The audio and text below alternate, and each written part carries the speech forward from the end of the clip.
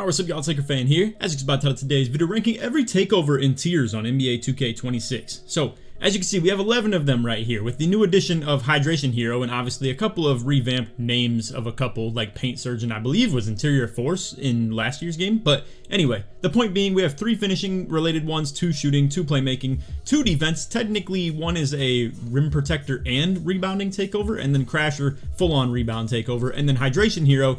We'll talk about this in a second, because honestly it's good offensively and defensively, but does it really crack the top of the list?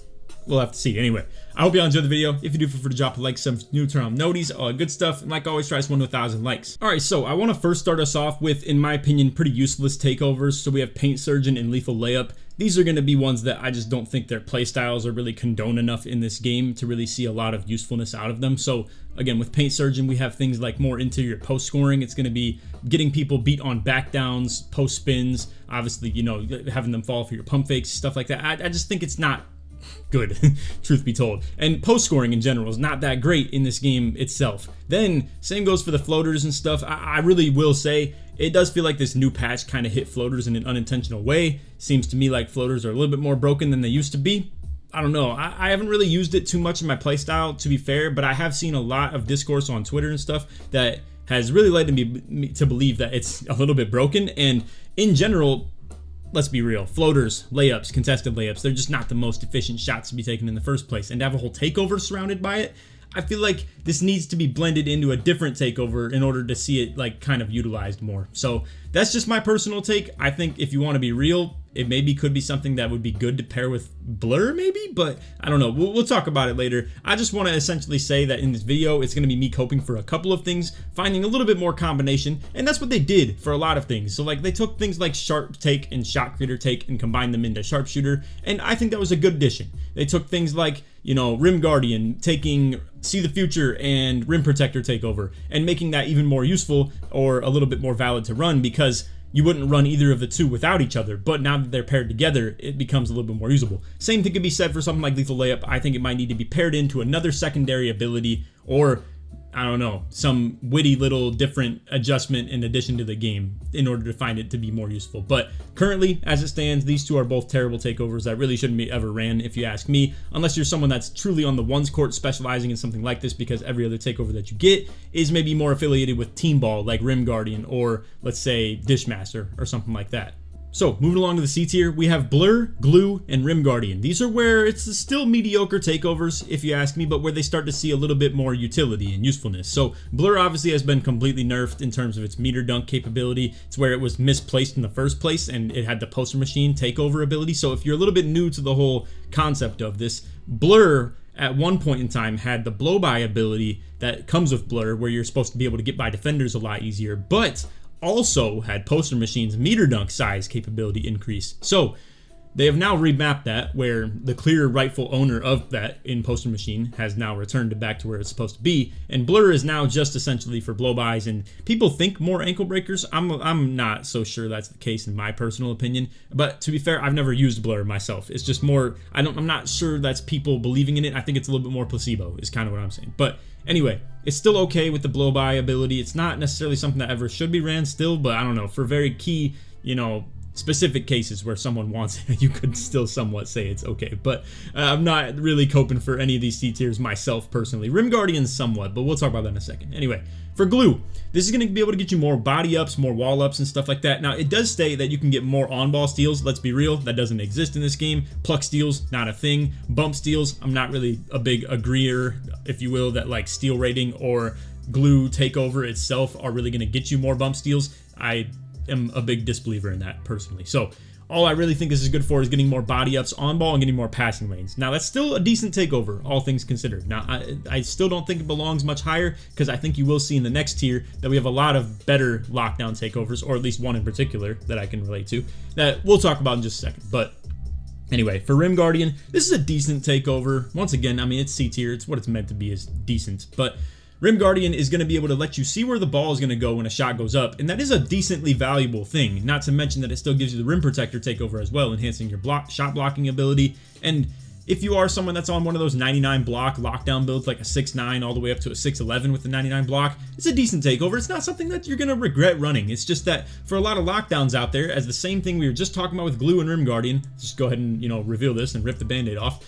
Hydration Hero is probably the better thing to run because of, we're going to talk about, and I'll switch over to my other screen real quick to showcase this. Let's talk about the takeovers themselves. So, for Hydration Hero, the thing with the ability Takeover is that it actually can be ran on anything. If we come up to the customs right here and I go for a custom takeover, I could go ahead and put, Hydration Hero on any one that I want and combine that with any attribute that I want. However, the only way you can get physical attributes of speed, agility, vertical, and stuff like that is to run the preset ones that come with Hydration Hero no matter what. So, I didn't want to do this for every takeover because everything else you can make a custom of and get any attribute that you want, but when it comes to the Hydration Hero and you want to get specifically speed and agility buffs as lockdowns, even more specifically, you have to settle for something that just has Hydration Hero. So for locks and rim protectors and bigs in general, to get that speed buff is pretty nice to be getting a progressive speed boost at every level of takeover, and this is the only one that you can get it with, is in tandem with the Hydration Hero. So I'm not gonna do this for every, takeover and talk about the attribute boosts that go with them. I just wanted to do it specifically for Hydration Hero because that is the only way you can get the speed and agility and vertical boost. So let's reveal the rest of our B tier. Going along with Hydration Hero is gonna be Sharpshooter and Crasher. So let me just finish off on the Hydration Hero talks. I will say, the value of getting infinite reaches without losing adrenaline or anything like that is still decent, but once again, it's more to do with just the attribute boosts. But what this can be used for offensively, rather than just the lockdowns, is the ability to drain stamina less, not entirely. The takeover ability does say, remind you, that prevents adrenaline and stamina drain. Now, whether you want to say prevents means it stops it entirely or, lessens it, essentially. The thing is that you don't lose adrenaline bars at all when Hydration Hero is on. However, you lose stamina, it's just at a slower rate. So, for the ball handlers out there, the Stizos, the Glocks of the world, the Yadman of the world, this is a really good takeover ability. Everybody likes it when they are someone that does a lot of dribble moves in tandem and just constantly change things together. For those who are running a more simple dribble style that isn't so demanding on the stamina or the adrenaline at all for that matter, it's not as really important if you ask me. But it can be a bit of a threat when a small guard or just a guard in general comes out here and you're guarding them in the ISO and you understand that the concept of over dribbling for their stamina is not quite as existent. I mean, a typical guard, when you'd expect to be playing defense on them, might come out here and dribble for 8 seconds, and then you're like, okay, this dude's got to be somewhat checked a little bit. If he's done a ton of dribble moves in succession, he's probably lost his adrenaline by now. If he's chained together too many escapes and step backs and stuff over and over. If you have Hydration here, you don't lose those said things. So it's a little bit harder on the defensive end because it makes you have to play real defense, like staying in front of them even longer, double sometimes. So I do think Hydration Hero overall, when you consider the offensive and defensive utility of this, as well as the fact that it's what you have to run to get those attribute boosts of the physicals, it belongs in the B tier at the very least. You could argue even A for that matter if you really wanted to, and you could even argue that for a lot of these. I think when you get to the B tier and above is where we start actually seeing some of the good takeovers in this game. Now, I will say though, I personally am skeptical of Sharpshooter. Now, my teammates have been running this and I'm curious if it's placebo or if it truly is effective.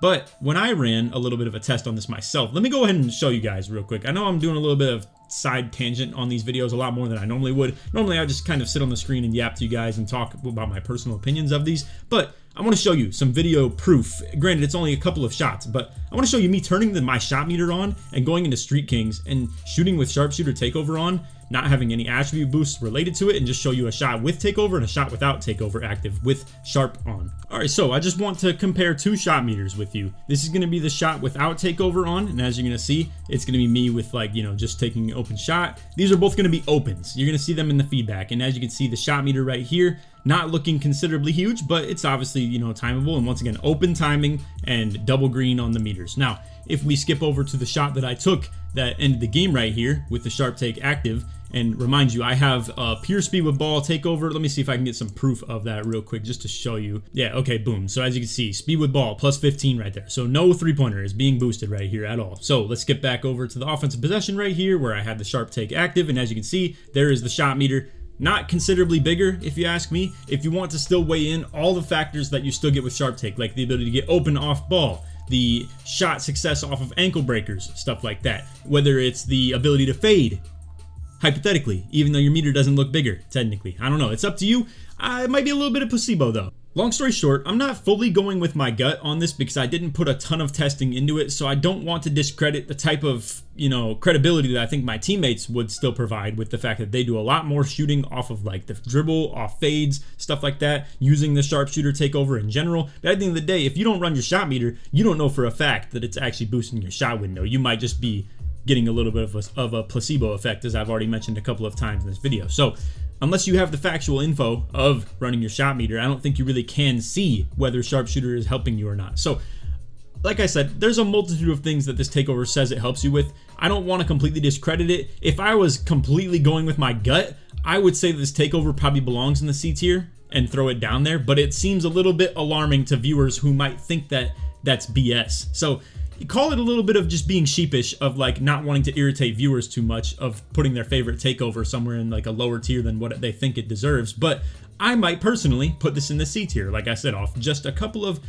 inklings that I've had of this, wondering, does it actually help anybody? When my teammates get the sharpshooter takeover and they want to do fades with it, I think it's more just testing it to see if it actually helps. And for all you know, they might have just hit the fade instead of, while they just happen to have sharpshooter takeover on. So again, unless you have your shot meter on, I don't think you can really digest a whole lot of information when it comes to this takeover and how it's helping you. Because it's the same thing that you would, let's say, for poster machine. If you have the meter on, because you have to for dunk meters, it obviously helps. Deep bomber is a lot more obvious because like you just are shooting from mad deep, shots you can never shoot before having this takeover on, so it's obvious that it's helping you, It's just harder to decipher things like that for sharpshooter. So right now I have it in the B tier just because I want to be somewhat conservative with this, but truth be told, I'm just letting y'all know on the commentary right now, I would consider this as a C tier takeover and probably would put it in just the situational levels. So anyway, Crasher, let's talk about this. I've played against some real nasty bigs that have this. I'm talking block sitting centers that are just impossible to beat on box outs, or just in general to like, actually box them out as well. So real talk, I think it's a lot more of a rebounder takeover. It is still good for helping you set big body screens, and I will say it's a threat, but like it's harder for me to really speak on any experience of that because a lot of the defensive rotations and like kind of mindset that we do is a lot of switching on screens. It's not fighting through. So the only time you'd ever see this takeover pop off in the screen setting capabilities is obviously when people are trying to fight through the screens. That just inherently doesn't happen a whole lot in this game where it's so many tall switchable defenders and they don't really have to ever fight through the screen. If you're going at a smaller lock, you might see the capabilities of that. But I think where Crasher stands out the most is the block sitting down below in the paint and just truly being a horse entirely when it comes to the rebounding. I think that's by far where you see the biggest influence on the game when it comes to this takeover. So let's move along to the top three. We have in the A tier, obviously going Poster Machine and Dishmaster, and then if I'm taking up those spots, you can obviously use your, inferencing skills to understand that Deep Bomber is going to be our only S tier. So let's talk about these takeovers as well.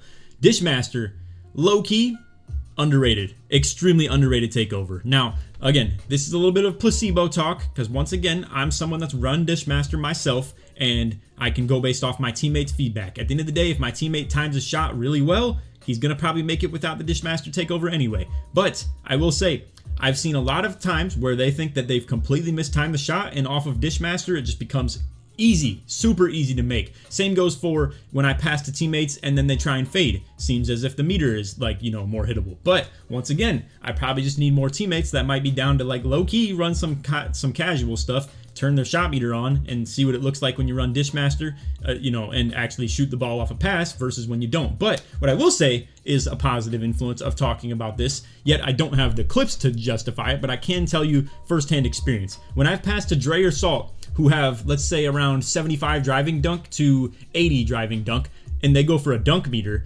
typically those are extremely small meters. Like, and I mean, not unmakeable, but they're not respectable meters. It's going to be a pretty tough time to actually hit those. Whenever I do throw them an outlet pass with the Dishmaster takeover active, they are able to actually see like a massive increase on the meter size. So the capabilities of this takeover in specific and what is the best spot to put it, I would say it's going to be for point guards, obviously, most specifically. But when it comes to a rebound crasher and then you're throwing outlet passes and stuff like that, for me, most specifically over anybody, it probably works the best because I run this point center style where I'm like the team team's main defensive rebound crasher while also running a 5-out on offense. It's very rare. I would assume not a lot of people run stuff like that, but I've been able to experience Dishmaster at its best capabilities, especially because I have been a slasher that hasn't been able to run, Blur, for instance, when it was the king of slashing at the time.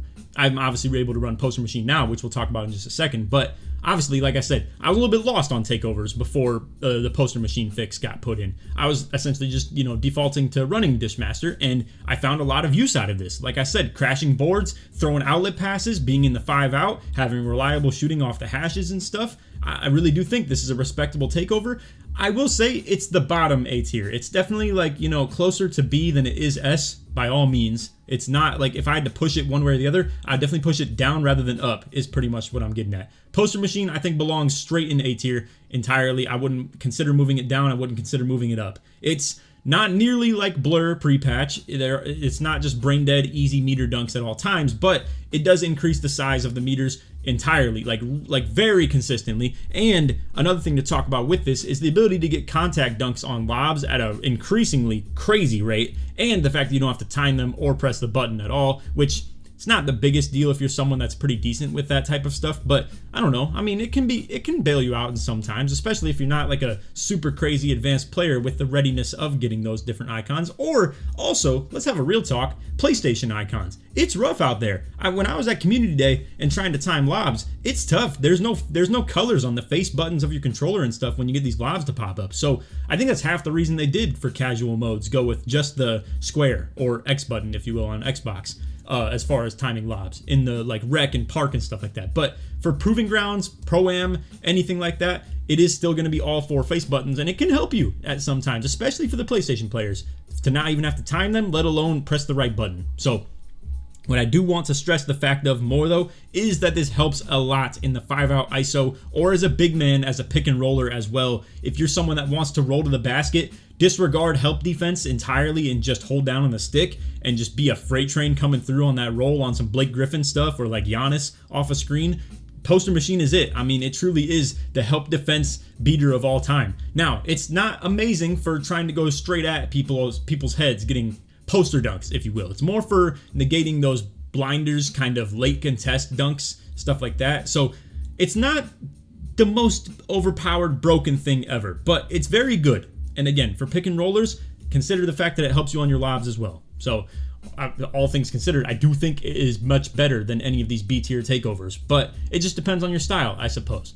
I mean, you could be a true blue 7-4 center. Obviously, Poster Machine doesn't mean a thing to you. It's something like Crasher is going to mean a lot more, or even the speed boost you get off Hydration Hero, or the ability to pass the ball with the Dishmaster. So understand that a lot of this is based off your playstyle, but I'm just talking the power of the takeover itself. In most of the time, it's best case scenario. And to speak of the best case scenario of Deep Bomber, let's have a real talk about this. Point guards.